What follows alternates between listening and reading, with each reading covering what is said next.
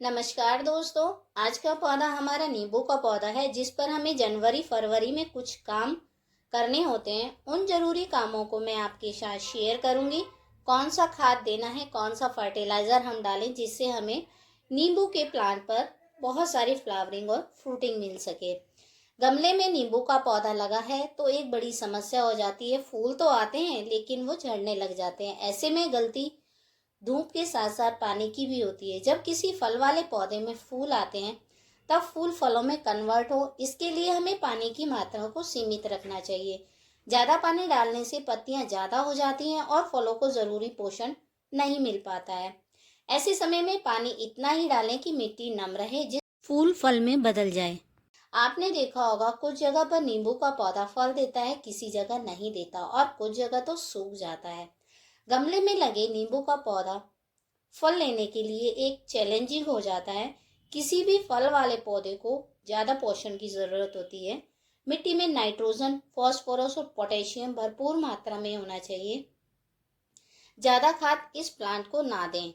जनवरी और फरवरी में नींबू के पौधे में फूल आना शुरू हो जाते हैं। अगर अभी नहीं आए हैं तो दोस्तों ये टाइम अभी ऐसा है कि नींबू के प्लांट में फूल आने लग जाते हैं। नींबू के प्लांट के लिए 20 से 30 डिग्री का टेम्परेचर होता है। जब नींबू के पौधे में फूल आना शुरू होते हैं, नींबू का पौधा पूरी धूप वाला पौधा होता है। जब नींबू के पौधे की टहनी धूप में पकती है तभी इसके फल बड़े और रसीले होते हैं। इस प्लांट को आप जब भी रखें ऐसी जगह रखें जहां पर इसे पूरी धूप मिले। और पहला जो काम करना है दोस्तों वो है प्रूनिंग।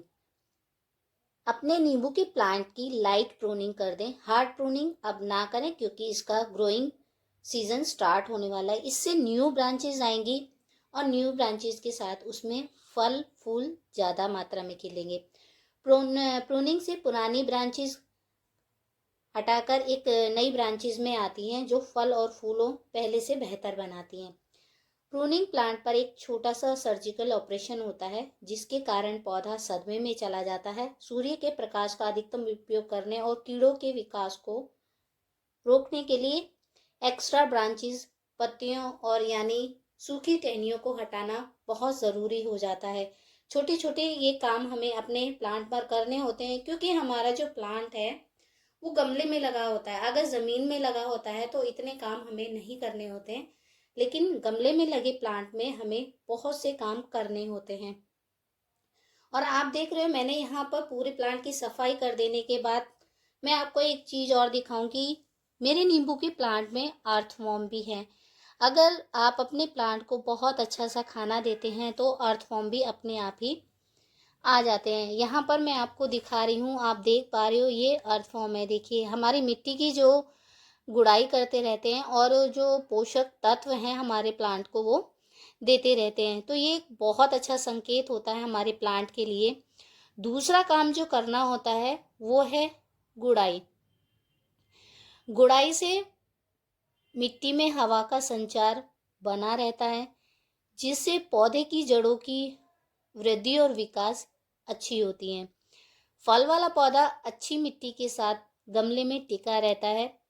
हवा के संचार के साथ साथ लाभदायक एरोबिक बैक्टीरिया होते हैं जो उनकी सक्रियता को बढ़ा देते हैं जिससे अधिक पोषक तत्व पौधे को मिल जाते हैं। तो गुड़ाई करना भी हमारे पौधे का एक अहम हिस्सा हो जाता है।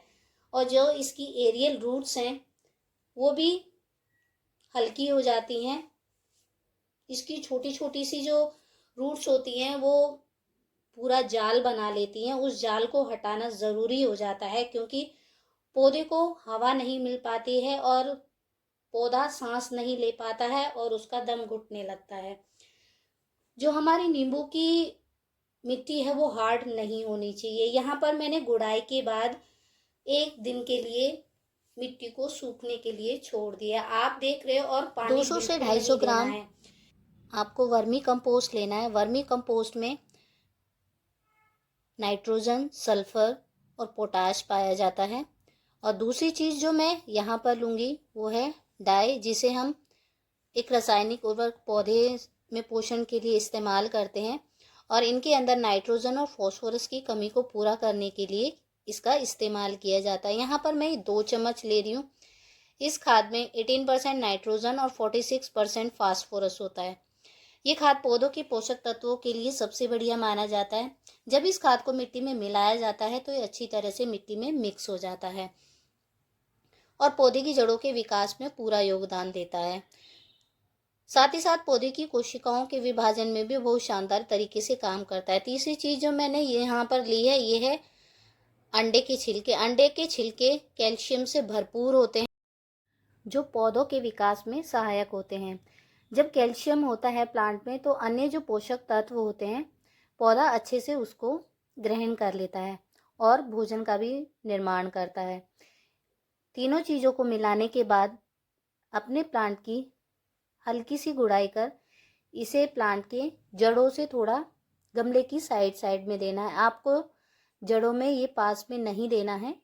मैंने देखिए 1 दिन के लिए छोड़ा था ना, तो इसी तरीके से आप साइड में हल्की सी गुड़ाई कर लें और इस खाद को अपने प्लांट में दे दें। ये काम बहुत ज़रूरी होते हैं क्योंकि समय से पहले अगर हम ये काम कर लेते हैं तो फल फूल जल्दी से आ जाते हैं और ये काम अगर हम नहीं कर पाते हैं तो फिर बाद में पछताना पड़ता है। क्योंकि ये काम नहीं हो पाते हैं तो आपका प्लांट जो है फल और फूल नहीं दे पाता है। खाद देने के बाद आप इसमें 1 इंची तक की मिट्टी की लेयर कर दें ताकि डायरेक्ट सनलाइट इस पर ना पड़े और इसका फूड जल्दी से प्लांट को मिल सके। और जो आप ये चौथी चीज़ देख रहे हैं ये चौक रासायनिक रूप से ये कार्बोनेट है जो खनिज कैल्साइट से बना चूना पत्थर का एक रूप है। पौधे के लिए एक प्रभावी विकास का काम करता है। पौधों को तेजी से बढ़ने, लंबे, स्वस्थ, मजबूत तने के लिए इसका इस्तेमाल किया जाता है। इन सारे प्रोसेस के बाद आप इसको अच्छी तरह से पानी दें और इसकी मल्चिंग सूखी पत्तियों से कर दें। क्योंकि अभी रात का टेम्परेचर ठंड का है, कोहरे से बचाने के लिए इसकी मल्चिंग करना ज़रूरी होता है। इसमें कैल्शियम, जिप्सम और चूना मिट्टी से गुणवत्ता अच्छी हो जाती है ताकि पौधे कैल्शियम को अवशोषित कर सके और उसकी ग्रोथ अच्छे से हो सके। तो मिलते हैं नेक्स्ट वीडियो में, तब तक के लिए बाय बाय।